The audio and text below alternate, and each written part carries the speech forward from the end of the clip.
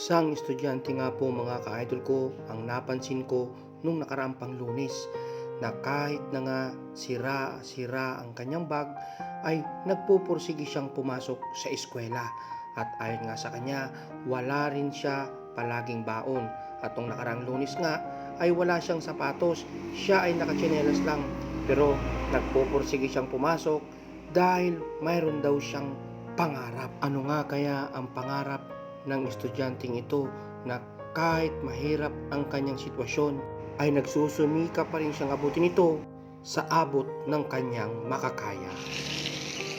Good morning mga ka-idol ko. Ayan yung estudyante na nakita natin nung nakaraan na pumapasok siya, wala siyang bag, walang sapatos, walang baon. Kumusta ka kuya? Papasok ka ngayon? Ano, kumusta na yung bag mo? Tingin ko nga. Nung nakaraan kasi mga ka-idol, sira yung bag niya, pero pumapasok siya. Patingin nga ng mga gamit mo. Sira nga mga ka-idol ko, walang zipper. Tingin. Ano yan? Halo-halo? Ano to? Anong ulam mo? Tingin. Ano?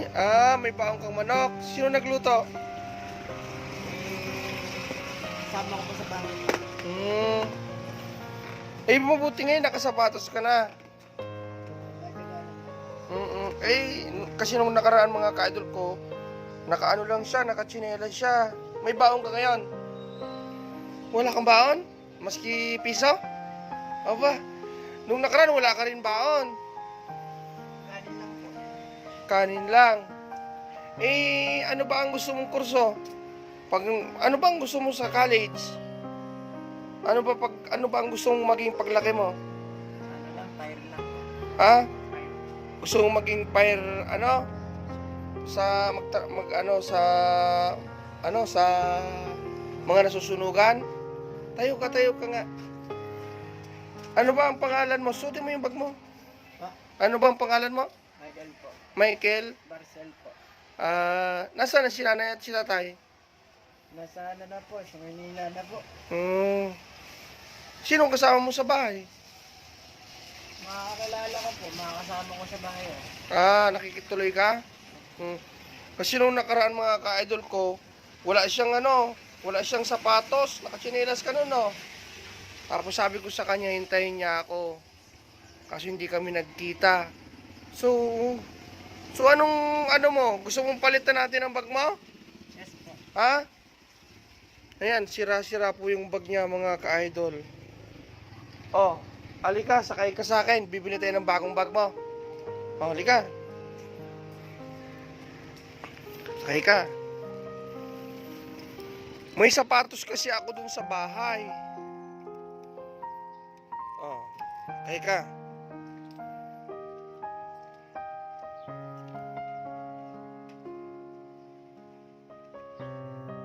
Mabuti kahit wala kang baon, pumapasok ka. Napasok rin.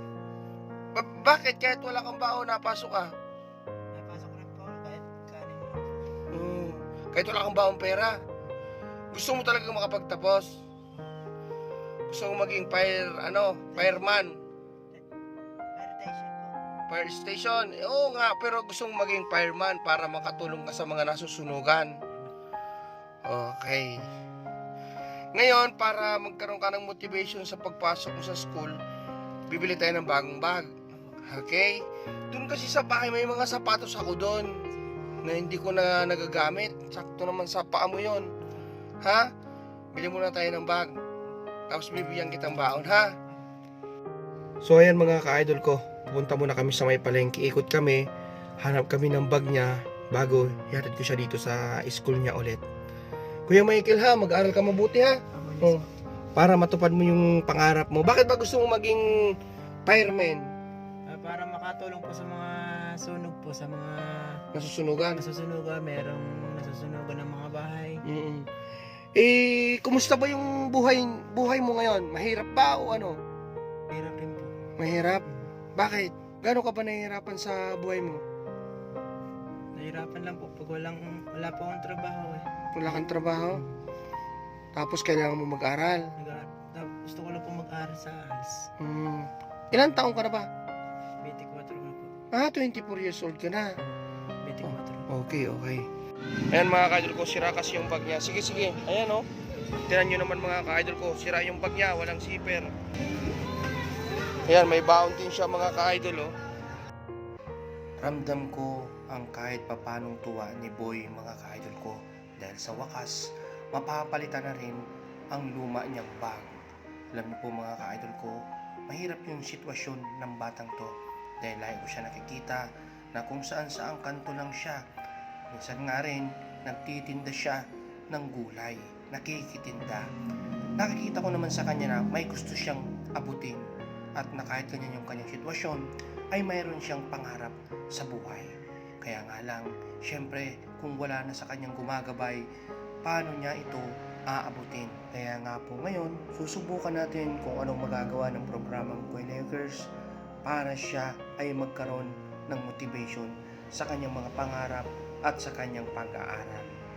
Kaya sa mga bata po dyan na pinag-aaral ng kanilang mga magulang, ay mag-aral kayong mabuti. Tingnan nyo itong si Boy, pumapasok na kahit sira-sira ang kanyang bag, walang baon at walang maayos na sapatos, pero nagpupursige siya. Lagi natin papahalagahan yung mga payo ng ating mga magulang, yung mga paggabay sa atin ng mga magulang. Katulad si Boy, kung saan-saan lang siya, pero patuloy pa rin siya sa kanyang pagsusumikap at sa kanyang pangarap. Okay na, okay? Komportable ka na dyan. O sige, yung baon mo, maiiwan yan. Totoo talaga na hindi patas ang panahon. Merong mga kabataan na pinag-aaral ng kanilang mga magulang, subalit hindi nila ito pinapahalagahan. At mayroon naman na nagsusumikap at gustong makapag-aral kahit na kagaya sa sitwasyon ni Boy na walang bag, walang baon at walang sapatos. Kuya Michael, anong pakiramdam mo na bago na yung bag mo? Masaya na po. Masaya ka? Opo. Okay. Maraming salamat rin po sa tulong po sa akin sa pag-aaral. Okay. Bibili ng bag po. Maraming Okay. salamat rin. Okay. Basta, ito lang yung mapapayo ko sa'yo ha. Opo. Kasi nakikita kita lagi dyan. Minsan mag-isa ka lang. Opo. Naniniwala ka ba kay Lord? Opo, maniniwala po. Oh, lagi ka sa kanya magdasal, hingin mo sa kanya yung guidance sa'yo na sana gabayan ka niya na matupad mo yung pangarap mo na maging fireman ka. Kasi kay Lord walang imposible. Lagi ka sa kanya magdasal. Kasi kung nag-iisa ka na lang sa buhay, si Lord hindi ka niya pababayaan. Nagkaintindihan ba tayo? Yes po. Ha? Opo. Okay. Kuya Michael, good luck sa'yo ha. Sana makatapos ka ng iyong pag-aaral. Ilang araw ba pasok sa lamin sa linggo? May ano po, may naka-GC po kami. Naka-GC. Schedule po. Ah? Schedule po. Schedule? Okay. Ngayon, Kuya Michael, eto, yung sukli sa bag mo, ibibigay ko to sa'yo. Pangbaon mo sa eskwela mo. Opo. Okay ba sa iyo yan? Okay lang po. Huwag ibibili ng bisyo. Hindi po. Huwag ibibili ng sigarilyo ha. Opo. Pagkain lang. Pagkain po. Okay. Sbam. Siguraduhin na. Mangako ka sa akin na huwag ibibili sigarilyo. Opo. At saka, isipin mo lagi, Ibibili ko po ng bigas. bigas. Para pang saing dun sa inuuwian mo. Opo. Saan ka ba nauwi? Doon po sa amin, iniuwihan ko po. Saan yun? May papuntang may Muson. May papuntang papuntang Pansin. Okay. Sige. Ano yung palad mo? Yan. Yung sukli, sa'yo na yan, pambaon mo ha. Salamat. Lagi kang papasok ha. Opo. Okay. Nakikita rin kita dyan, nagtitinda ng gulay. Aral mabuti ha, Kuya Michael.